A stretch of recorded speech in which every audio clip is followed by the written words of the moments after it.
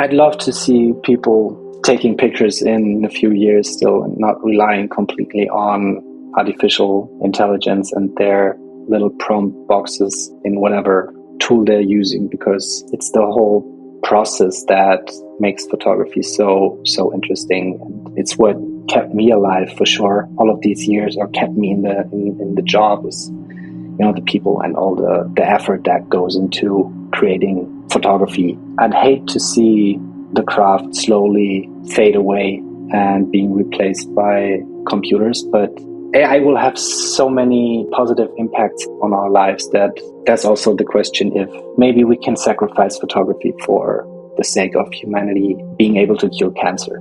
I'm totally fine with that if that's the result. I think the only important thing is we have to be very realistic about AI right now being the reflection of human achievement. However, if humanity decides to only do what AI is perceiving as a good achievement, we're going to be in trouble. For German photographer Thomas Boenig, photography is a force that fuels his existence. Based in Nuremberg, Germany, Thomas is a freelance commercial and Leica street photographer. His clients range from Adidas, Puma, and Tesla to Universal Music. Thomas and I met back in 2012 in New York City when he was doing a project for Leica Camera, capturing decisive moments with his Leica M9. What I really appreciate about Thomas is not only how talented he is, but how genuine and authentic he is, which comes through in his striking photography, especially his portraits. In our conversation today, we discuss how Thomas sees AI as a threat to the photography industry and how he's thinking about AI tools for his client projects and workflows. You'll learn how skateboarding and his Leica rangefinder helped shape his commercial photography, his appreciation for beautiful imperfections, and why he loves the craft of photography so much, and his hopes for it in the years to come. Enjoy. But have you ever thought, what if this is all just a dream?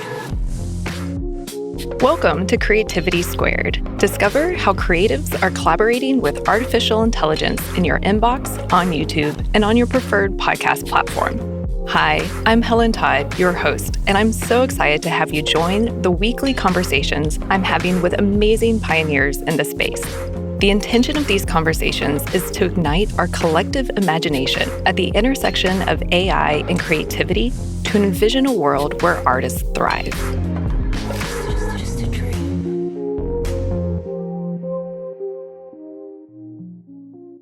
Well, Thomas, it is so wonderful to see you and have you on Creativity Squared. Welcome. Thanks for having me. I'm really honored. Good to see you again.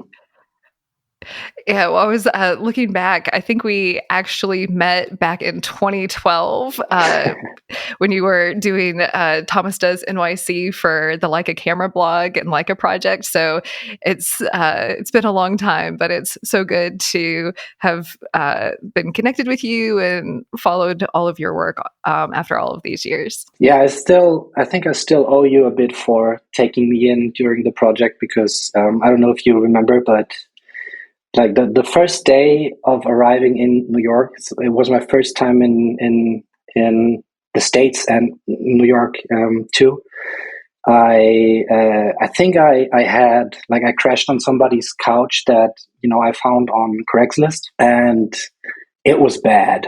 So as far as I remember, yeah. So I remember there was something about like a lot of cats or something. Yeah, it was the tiniest. It was like a two bedroom apartment with the kitchen in the hallway, my bunk bed in the hallway, and what felt like 34 cats in the apartment. And I'm very allergic to cats, and there were no cats mentioned in the Craigslist advertisement. So as far as I remember, I called you and we met up for dinner, and you kindly offered me to stay with you and crash on your couch, and I was so relieved. Honestly, thank you again. I owe you. You're very welcome. Yeah, I am a big, well, at one point in my life, I was a massive couch surfer. And for those who don't know what couch surfing is, it was really an early community where people would connect online and open up their houses. This was before Airbnb, and let people from all over the world stay on their couch. When I backpacked through Europe, I stayed on so many people's couches. So my couch is always open to visitors, and I'm glad I saved you from You did. You saved me and the project. Well, let's dive into kind of, we'll get into your photography, but, out the gate, I think you were really interested in my podcast, a new project, Creativity Squared, exploring how creatives are collaborating with artificial intelligence. And one reason, because you're a photographer and you're interested in it, but tell me kind of how you're thinking about AI right now at this moment in time. I think that alone is a loaded question, because it affects so much of the world we're living in right now. I think it's difficult to generalize AI as a whole, because you can there's bits and pieces of life where AI is gonna be great, and it's gonna revolutionize things and make life better. And then there's always people that are stakeholders in something that AI is a threat to. So that's kind of like the bottom side of it. Me personally, I think I'm a little bit worried in some parts. I'm relieved in other parts, because it also makes my life as a creative easier.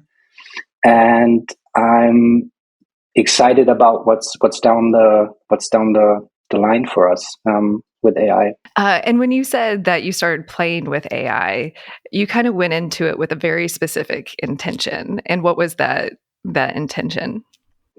Well, the first moment AI caught my attention was actually a MidJourney picture I saw on Instagram, and it was, I can't remember the name of the creator, but it was The Simpsons sort of created in a hyper realistic way, like as if they were, humans.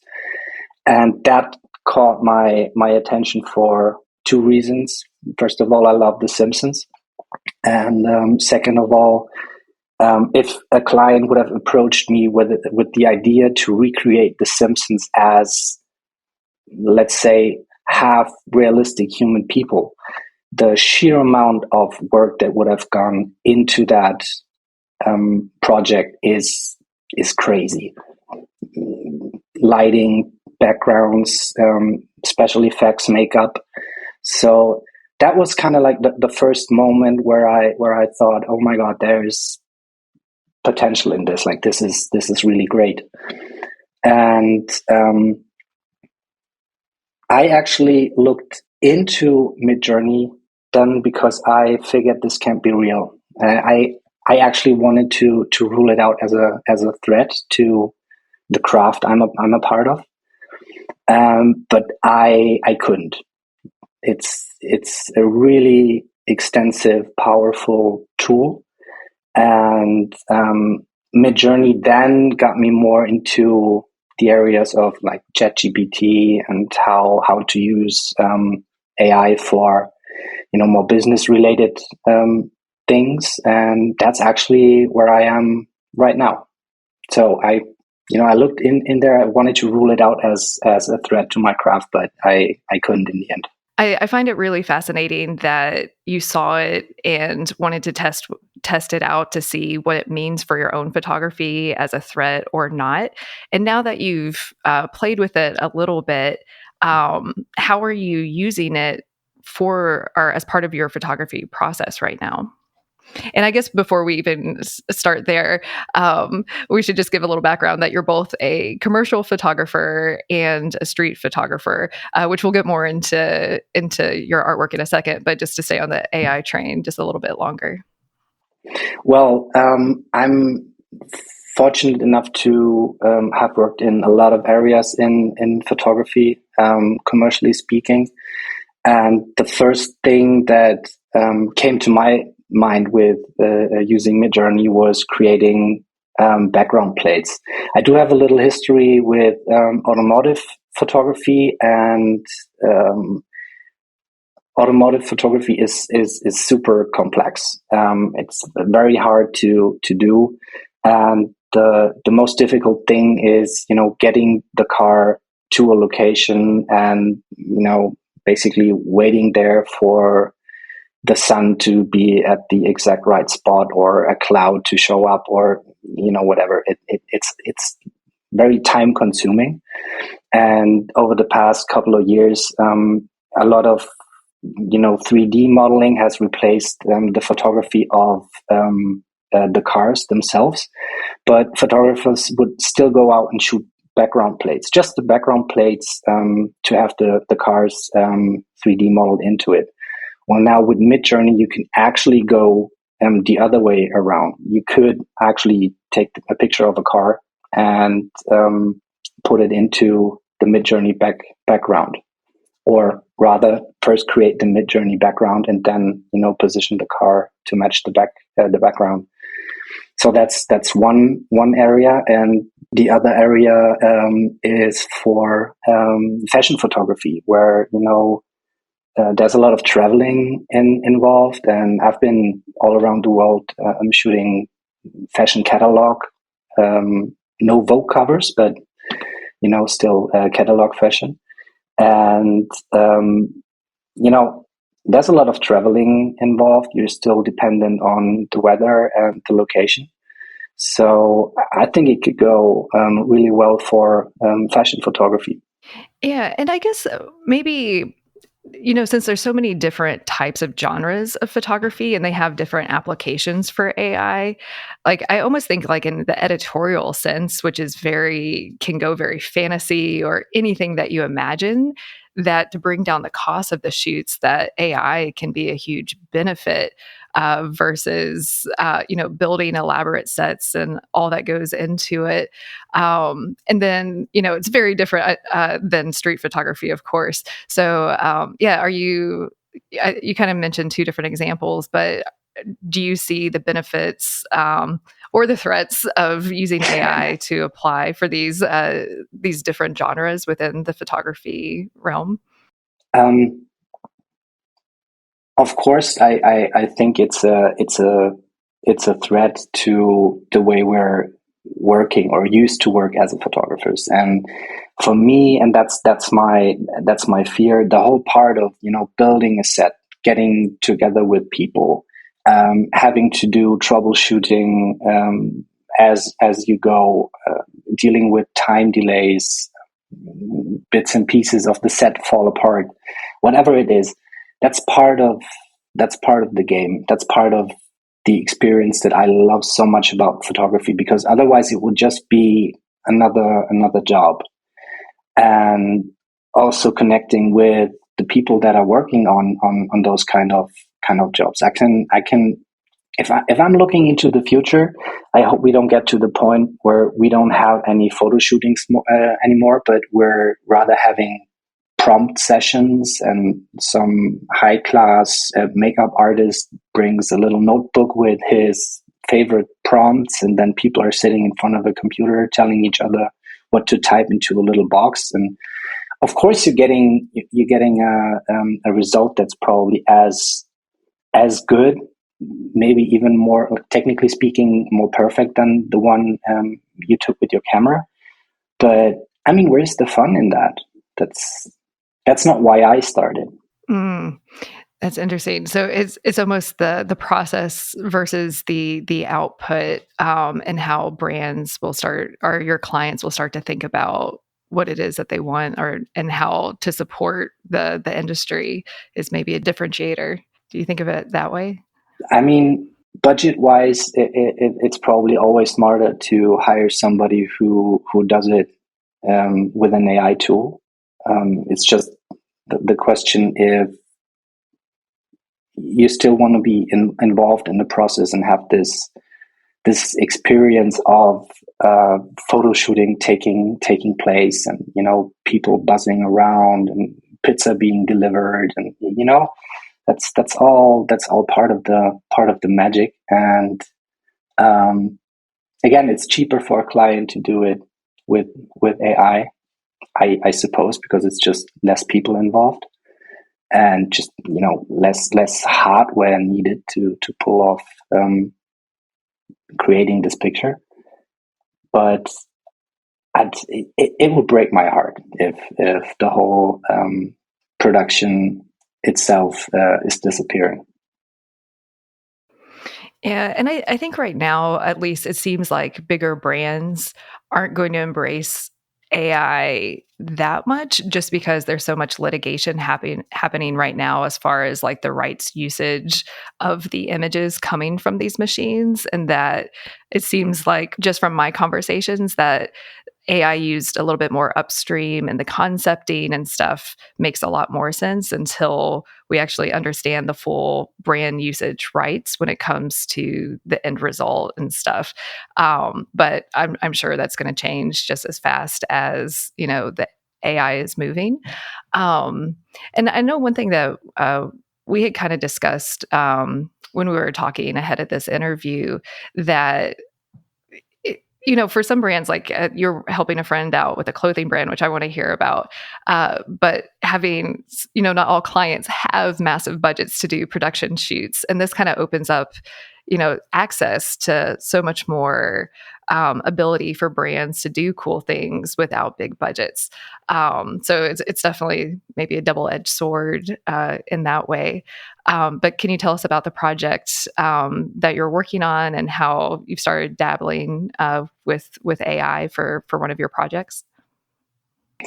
A friend of mine started a sort of street culture, skateboarding related clothing brand, and it's him and that's it. He's working on the designs. He's traveling around finding factories to produce the clothing. He wants to make it super sustainable and no cheap productions in somewhere in Asia. So he's really invested in creating a quality brand with quality clothing, which on the other hand means that you have to cut short on marketing budget. And he asked me to take pictures, and we did sort of the first collection in, as far as I remember, it was February. And I don't know if the listeners have ever been to Germany in February, but I can assure you it's not fun, especially not when you're having to deal with a fashion shooting that has to take place outdoors. And as far as I can see now, the next collection will be again available in February next year.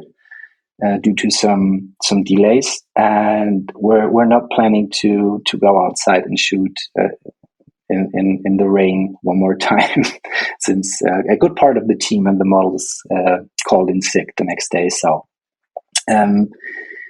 you got to find a solution anyways, and we decided to try and create set backdrops in MidJourney to implement real pictures of the clothing and the models into it. We did some tests so far, and they're not good enough to actually want me to show them to anyone. But it's such a good alternative to visualize what you're about to do and trying to do, and even though the client is a smart guy, trying to verbally explain what you're about to do or what your plan is, we're digitally creating backdrops in AI, and then we're going to take pictures in front of a gray backdrop, and then we're going to it sounds so techy and so weird, and it's a lot easier if you can just go up to a client with a picture at hand and say, this is what we're about to do. This is roughly what it's going to look like. What do you think of this? And by the way, we can replace the rain and gray in the background with a nice LA street kind of sunset, moody atmosphere picture if you want to. In one of our conversations, when we were talking about how you've been playing with AI and how deep you've kind of gone, you kind of communicated that you haven't fully explored it. And can you kind of share why and expand and like share with our audience, kind of your thought process of where you're at with AI and playing with these tools? Well, as I said in the beginning, or we talked about me trying to rule AI out as a threat, but then in the end, I just couldn't. Looking into MidJourney at a certain point, I just stopped doing it, and there's the reason for it being that it would be so painful finding out that what has been my life for the past 15 years, what has made me look into a bright future, and what I've worked for so hard is now just not worth anything anymore, because anybody can do it by typing a few words into a box and getting a great picture. So that was, I think I put blinders on in a way, because you don't want to give up anything that you've worked for just for the simplicity of there being another solution to. Thank you for sharing that. And I think that it's just really touching hearing you say that. And at the same time, I will say that people and photographers can't be replaced. And like every photographer brings their own unique style and their whole experience and approach to their photography. And that's not going to get replaced by someone else prompting. Like your photography and you can't be replaced by someone else prompting into the computer. My heart does break for the photography industry because it is going to evolve and change. And, there's going to be growing pains with that no matter how it changes. Like it's evolving, changing, and we're all kind of in the middle of it right now and navigating it in different ways. So it is kind of a bittersweet moment in that regard. Absolutely. Yeah, because you mentioned that with the streetwear brand, that LA would be a much cooler background setting. And again, travel for a small brand just adds up the production costs so much. Yeah, it just seems kind of like this bittersweet where there's so many benefits to AI and, in the concepting and in the processes.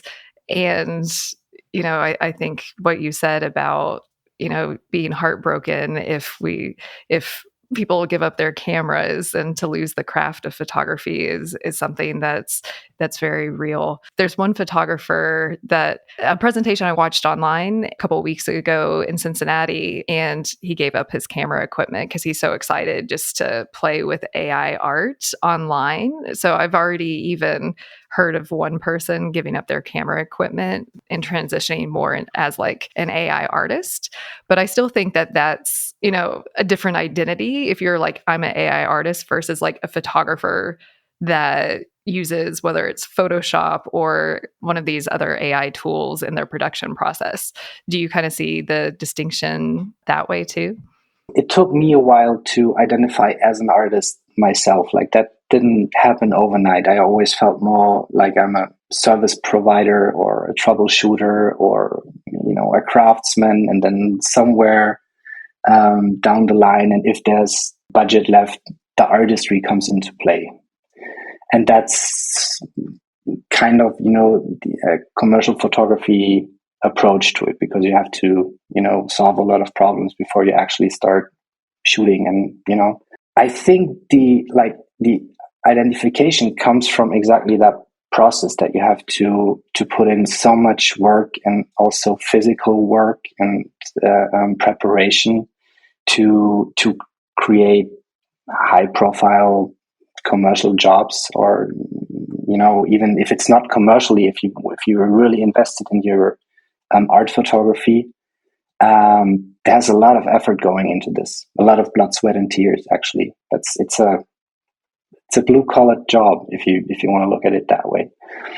Whereas as an AI artist, and I don't mean to play down any artistry or talent of anyone who does it. I think the approach is so much different that the identification will just follow that. One thing that is really interesting, more from a commercial standpoint, which we kind of already talked about a little bit, is kind of how AI is going to impact workflows and then client expectations. And one thing that you had said before is like, you almost have to learn it, because if you don't, then the clients are going to go to other photographers who have. So I was wondering if you kind of could expand, like, one, on your thought process of like, it's not an option not to understand AI, and then kind of how you're thinking about it from workflows and efficiencies, like the pros and cons. Because I think a lot of people in photography, especially like professional photographers, are probably thinking about some of those same things right now, or are scared and haven't jumped in, or have jumped in and scared, or or excited, or somewhere in between. Yeah, I mean, you have to. I think AI will speed up the way we interact with the clients. If you have, let's say, a fashion catalog shooting, after a 10-hour day and 14 to 15 different outfits, you'll be sitting in your hotel room having to sort through somewhat between 10 and 15,000 shots, depending on if there was movement in the pictures, and you had a lot of pictures taken.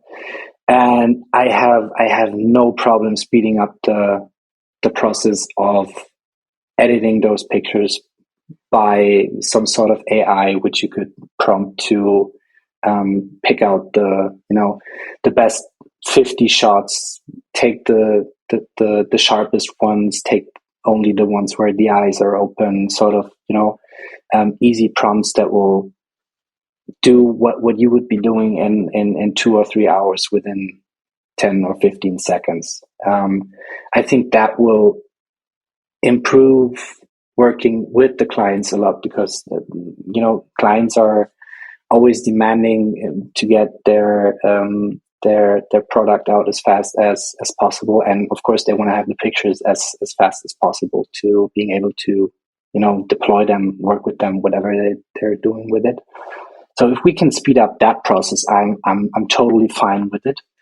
The only risk for the photographer is, let's say, if you have a week of catalog shootings, you could invoice the client 2 to 3 days to do the edit, and that's money. You'll find it hard to charge the client for that if you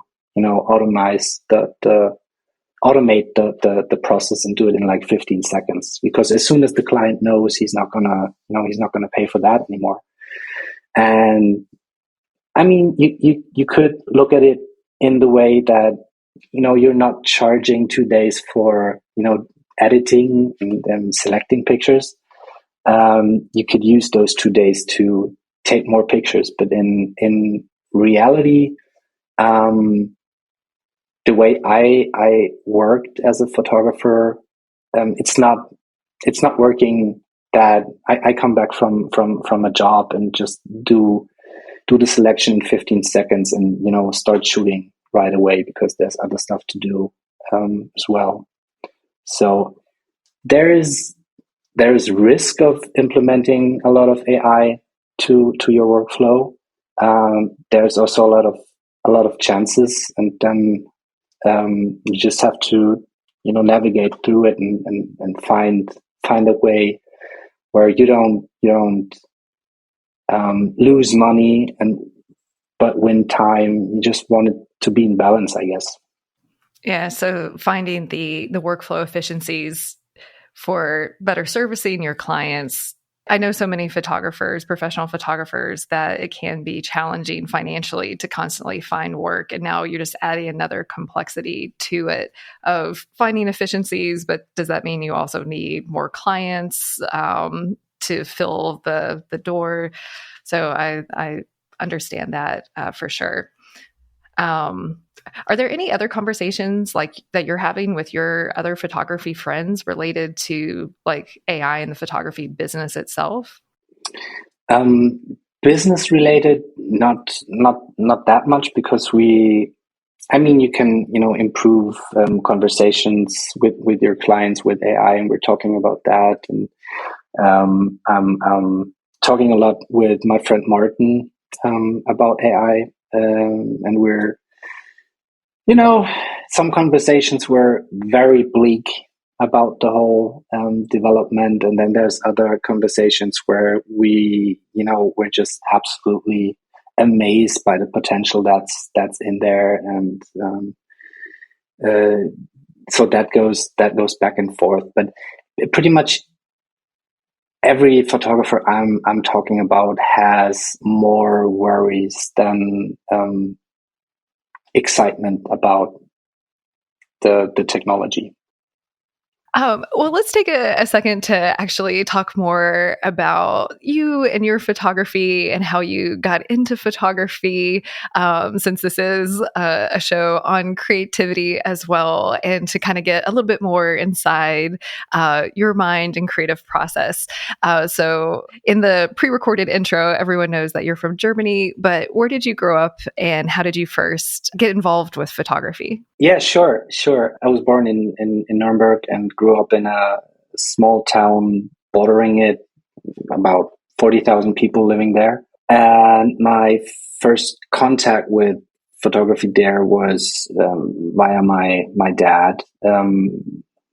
We're very different people, and photography was sort of the only connection that we had in common. And also traveling. He used to travel a lot, so that was mainly our connection. And at some point, I got his 25-year-old Konica TC SLR camera set, which was very old at the time already. And started taking pictures whenever we were on family holidays. And then at some point, skateboarding entered my life and determined it for a long time. And it turns out I was okay skateboarding, but I wasn't super talented, which resulted in me getting hurt quite a few times. And whenever I was hurt and couldn't skateboard, you still want to be with your friends that were skateboarding too. So I brought the camera to, the skate park and wherever we hung out and started taking pictures. And it was, looking back, that was pretty much the greatest time of my life, because I could do, what I loved. There were a lot of friends involved, and there were no real stakes. It was just hanging out and doing what you love. And I still, whenever things are getting difficult now, I'm looking back thinking you're still doing what you love, and you're still doing what you set out to do in a way. So I keep that time very close to my heart. And also skateboarding had a big impact on my career, because the first really paid jobs that I had during the apprenticeship that I started after getting out of college, high school, were jobs for skateboard magazines. So that's how my career really started. I was a regular photographer for a variety of skateboarding magazines back when print was still a thing. And that was sort of the entry into the professional realm of photography. Well, one thing I'll say first is working with Leica Camera for so many years. I love that there's such a connection between photography and skateboarding. For those who aren't familiar with skateboarding, like the whole subculture, like photography is a really big element in that. And I know Leica interviewed and featured many photographers that were also skateboarders or documented photography. So it's a really cool, I guess, sport plus photography combination that's really great to see. Yeah, and the funny part is the photographers that are using Leicas now, and the guys that Leica is interviewing are my childhood heroes on a skateboard. So we all got older in a way, and there's a lot of them who took up photography and started shooting with Leica, and I can't blame them. It's Leica definitely did. It was a huge contributor to how my photography evolved and how my sort of my perspective on taking pictures changed. So, how did you go from more street photography style of documenting skateboarders to into more commercial photography? After finishing high school, I started studying law for a year and just found out that it's not for me, and that I wanted to work and be more on the creative side instead of going to school again for a couple of years. And so I wanted to do an apprenticeship, and I applied to a lot of photography studios in the region, and they were like your everyday regular portrait studio, portrait photography studios, and I got declined about 39 out of 40 times. And the one company that then hired me as an apprentice was one of Nuremberg's biggest commercial photography studios. And that sort of changed everything for me in a way that before I was convinced it's okay if you have a camera and maybe you have a little flash you can put on top, and then you take skateboarding pictures and whatnot. And then I went into this huge commercial studio, and there were light boxes that were I don't know, bigger than the room I was living at the moment, and everything just looked so intimidating and so different than anything I had seen related to photography. And that captured me. The whole equipment side of it, the hardware, how do things work, and how do I light a whole scene? And I'm still very, very close friends with the guy who I was an apprentice for over the 3 years. And our department was responsible for the bedding section. We had a few catalog clients, and that's within that catalog, they had like beddings and sheets and whatnot, anything you would find in your bedroom. And so we were creating huge sets for those products. Windows, walls, curtains, the drapes, carpets, whatever, you name it. We set it up, and that was exactly what I needed at the point, because I wanted to work. So I had photography, and I also had like some physical challenges, and I needed to learn a lot of the craftsmanship. Just because you're learning about photography doesn't mean that you know how to set up, I don't know, a bed or lay out a wooden floor. And that yeah, it just contributed to the whole fascination I had for photography at the point. And it being in a commercial area sort of made me go into that direction. Even though I was about a year in, 1.5 years in, I was pretty sure that I didn't want to have to do a lot with bed sheets and carpets anymore. But that I wanted to go for, people photography, people lifestyle. That was sort of the goal for me after finishing the apprenticeship.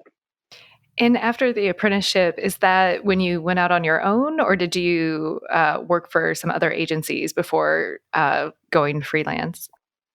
I got out of the the respective school that you have to attend to finish the apprenticeship, and a very close friend of mine, who's still my best friend, Martin, he went out at the same time, and we both started working freelance. Now, typically, you don't have. I mean, I had a few clients like magazines, but nothing that could sustain me.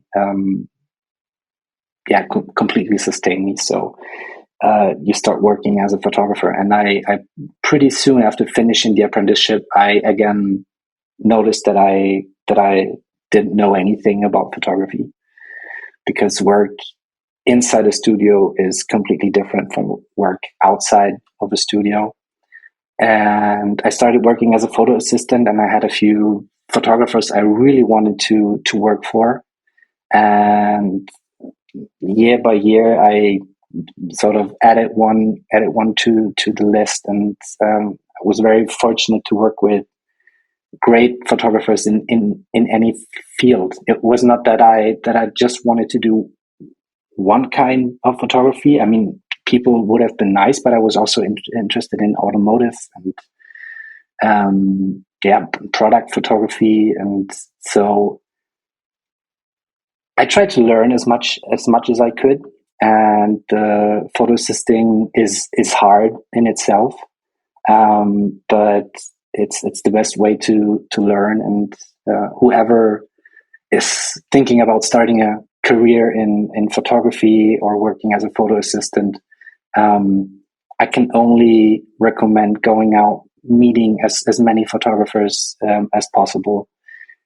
Being rejected by the ones you want to work for 20 times is normal, but it'll pay off in the end. Learn as much as you can. Yeah, and you mentioned that you like taking portraits, and we'll be sure to include some of your photography in the blog post that goes with this episode, and link to your website and your Instagram account. But it's really beautiful portraits. Can you tell us kind of like why you love portrait photography and your approach to really capturing the portraits that you do? I think people are sort of the soul of the earth. Any story that has ever been told was told by a human being. And when I started, or when I decided to really go for people photography, it took me a while, and that's where Leica comes back into play, to realize that you don't need high profile people to tell a story. As a young photographer, you look at other photographers, whoever, Annie Leibovitz, Martin Schiller, all the big names, and you're like, man, of course you're shooting Brad Pitt. Of course the picture will come out great. But that's not an excuse to not take beautiful pictures yourself, because you have to find sort of that, let's say, Brad Pitt in whoever you're taking pictures of. And everybody has his or her story to tell, and identifying that and sort of webbing that into a story is webbing the story into a picture. That's the job of a good photographer. And I I still got to learn a lot. And there's one sentence, a good friend of mine, David Königsmann, who's also very, very talented photographer, one of the guys I had on my list to work with. He said, as a young photographer, you have to keep your eyes open all the time and on everyone. Just keep watching, keep your eyes open.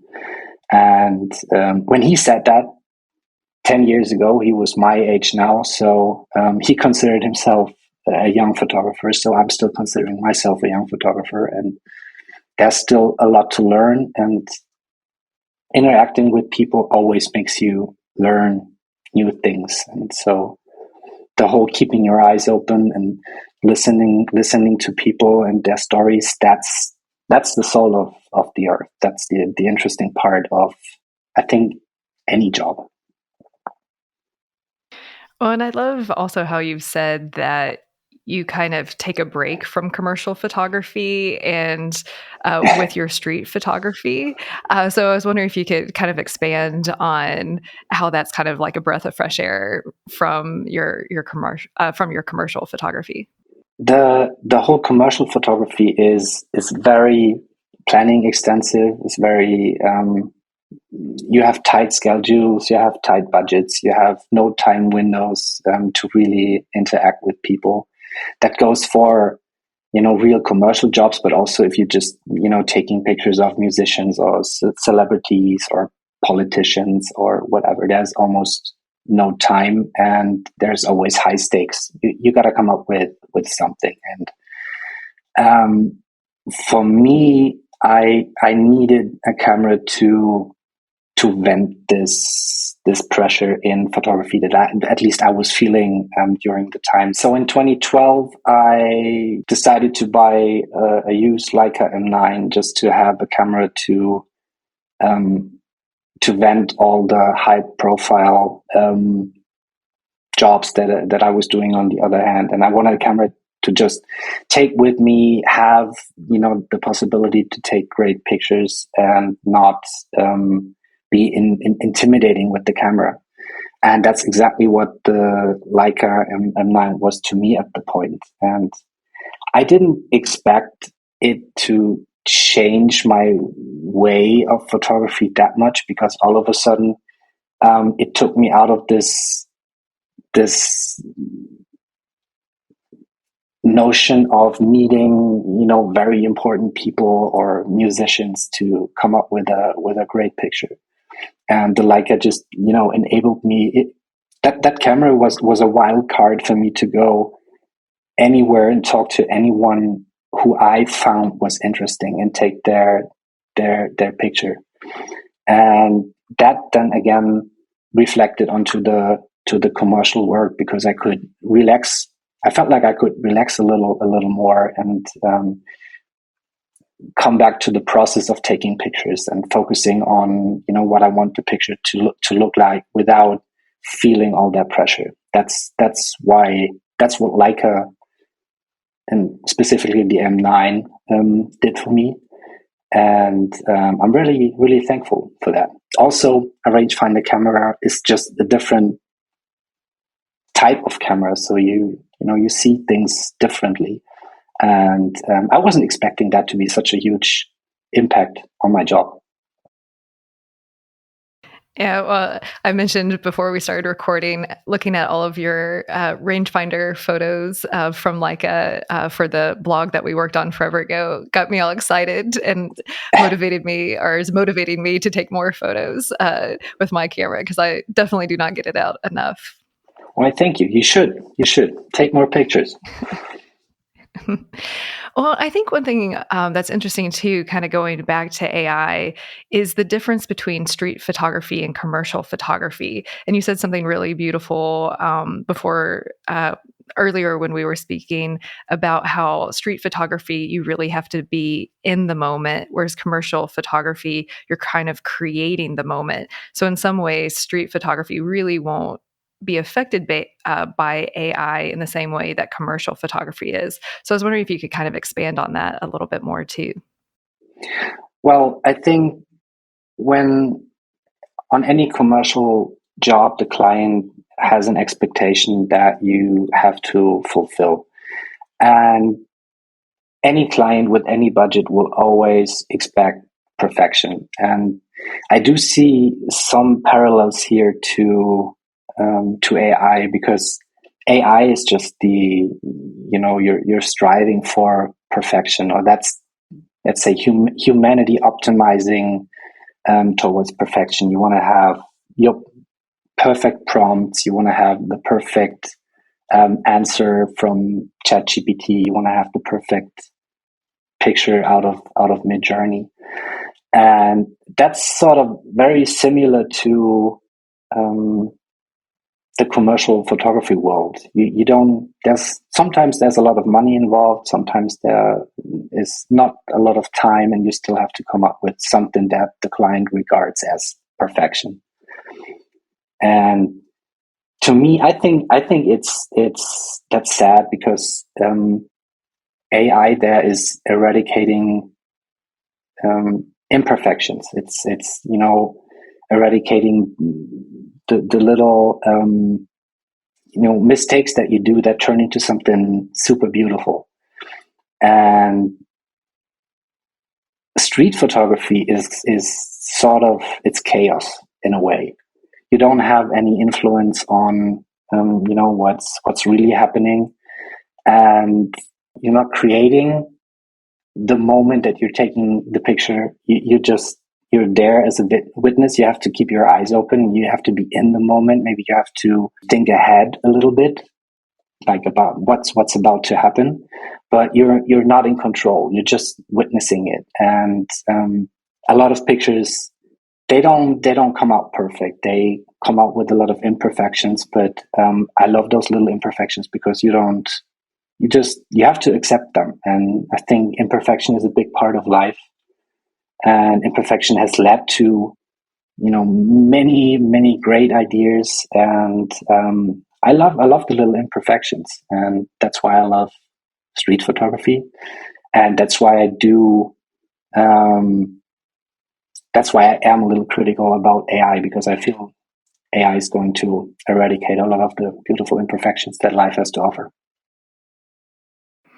Yeah, I think it's interesting too, in there's always trends and pendulums swinging one way or the other. And especially with MidJourney, there's like this hyper realism aesthetic that a lot of the imagery kind of captures right now, or how it looks. And at the same time, I think it's kind of the contrast. There's a trend in the US called cringe, but that we're already seeing some of the imperfections, or kind of being embraced too. Like, this is human made, it's not perfect. So it's kind of an interesting aesthetic tension that we're kind of in the middle of right now. I don't know if you've seen that at all on your side in Germany or online from any of the content that you're looking at. Well, I think not to the extent. I haven't, like, cringe. That's new for me. But I can, maybe we're already at a tipping point, and I think we talked about this shortly in before we started recording the podcast. Was that this perfection? If you apply for a job and you write your resume, ChatGPT or whatever other text-based AI word generator will do that perfectly. There's not going to be a typo in there. There's not going to be any grammatical errors in there.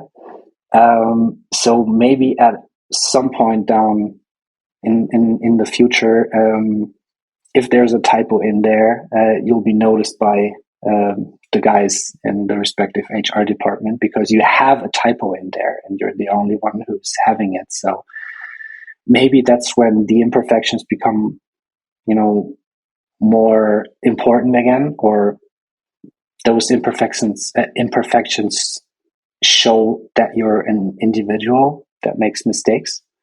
So I can imagine that there's trends coming up that specifically focus on imperfections, because AI is not going to deliver those.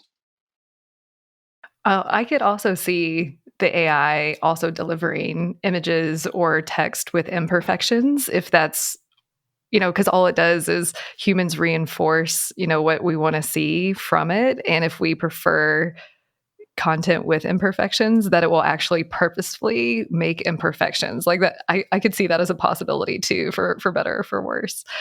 One That's thing true, but that then it's not an imperfection. Then it's a prompt again, a deep fake imperfection. A deep fake imperfection. One thing that came to mind when you were talking about why you love portrait photography so much, as like capturing people. It was so beautiful how you said it and how important, like eyes are, or it made me think about, eyes are the gateway for people's souls. And, I've heard that in some ways using AI generated people can be a benefit, especially if it's maybe talking about a nonprofit that's dealing with a very sensitive subject. And instead of having someone that, could be in an exploitative state, that you use an AI generated person instead of, someone that could be, it's a sensitive subject material to photograph to begin with. And I see those use cases really well. But, aside from models and stuff, I really don't think that you'll ever get with AI, like the eyes and the soul related to people captured in the photography. Is that something that you agree with? I can't imagine someone disagreeing with me, but I'm curious, like your response to that. Well, I think it depends again on what you want to achieve with the picture. If your focus is absolute perfection, that's a difficult question, Helen. Well, I think it just gets to like, how good can AI get to replicating human eyes, which are like the gateway to the soul? I don't think that's something that a machine can replicate, because it requires the humans to have the soul, and the machines won't ever get to that. I think that's my current thesis as I'm talking aloud for the show. You could be right, but have you watched any Pixar movie lately? What was the last Pixar movie? I love Pixar. Like Inside Out is one of my favorite films of all time. I'm just remembering. I think it was called Soul. Oh yeah, that's a beautiful one. Yeah, and I like that movie. Really got me. Like I was gotta be honest here. I was bawling my eyes out at some point. And isn't it interesting that a man in the end of his 30s starts crying over an animated movie, and none of the persons in the movie is realistic, not even close to realistic, and still certain expressions in the face, combined with whatever music and big eyes tearing up in an animation movie will move you. So I don't think you to reach a viewer of any kind of picture, you don't have to be realistic in a way. You just have to transport a feeling, and I think AI is capable of doing that. I can't really tell the difference between AI and real pictures in some of the posts I see online. So yeah, transporting feelings, you don't need realism for that. So I think AI is probably doing a good job at it already, and we're just questioning it for the reason, or just for the reason of it being, created with artificial intelligence. yeah, I think that's fair, and I think that can be applied to any art, like no matter what form. Like the purpose of art is to resonate with people, no matter Exactly. which medium it takes. Okay, I'll have to think about that more, and we'll circle back. And I'm curious what the audience, what your reactions are, if you have any strong opinions. Well, we're getting towards the end, even though I think we could keep talking about this for hours and hours. Are there any kind of final thoughts that you want to say, or maybe something that I didn't ask related to AI and photography that you wanted to be sure that we discussed today? Before we sign off? I'd love to see people taking pictures in a few years still and not relying completely on artificial intelligence and their little prompt boxes in whatever tool they're using, because it's the whole process that makes photography so interesting, and it's what kept me alive for sure all of these years, or kept me in the job, is the people and all the effort that goes into creating photography. Yeah, I'd hate to see the craft slowly fade away and being replaced by computers, but AI will have so many positive impacts on our lives that's also the question, if maybe we can sacrifice photography for the sake of humanity being able to cure cancer. I'm totally fine with that, if that's the result. I think the only important thing is we have to be very realistic about AI right now being the reflection of human achievement. However, if humanity decides to only do what AI is perceiving as a good achievement, we're going to be in trouble. Yeah, I appreciate you being so honest and open about that. And my hope is that photography will continue to exist, the craft will continue to exist, and AI can exist, and they can coexist and both thrive, however form that it takes. But I do know, photography displaced portrait photography, or not portrait photography, portrait painting, in a lot of ways, even though portrait painting still exists, but it's very niche compared to portrait photography and photography in general. So I do, acknowledge the real concern about how the industry is going to be impacted and changing. And time will tell, I guess, on that front. But it sounds like you won't be stopping taking photos. So we'll keep checking in with you and keep on following all of the amazing work that you do. So why don't you let everyone know who's listening how they can find you online, and we'll also be sure to put all the links in the blog post too on the website. Well, I'm on Instagram, so that's going to be at Thomas_Boenig, or on my website, www.thomasboenig.com. And I'm happy to hear from you guys, and I'm super happy, super stoked to having been invited to your podcast. And I think you're doing a great job in having all views on AI and creativity and present in your podcast, and getting sort of a lot of different voices to tell what they think. That's amazing. And I'm really happy that I could be a part of it. Well, thank you for saying that. And I'm so glad that you are part of it. And we'll definitely keep checking in. And we'll see maybe 6 months or a year from now where the industry is, the photography industry, where AI is, if we're still alive. Jesus. What a way to end it, Helen.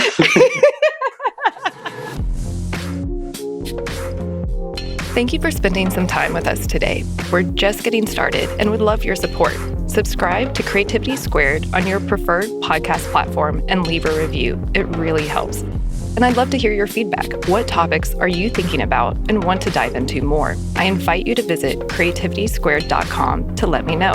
And while you're there, be sure to sign up for our free weekly newsletter so you can easily stay on top of all the latest news at the intersection of AI and creativity.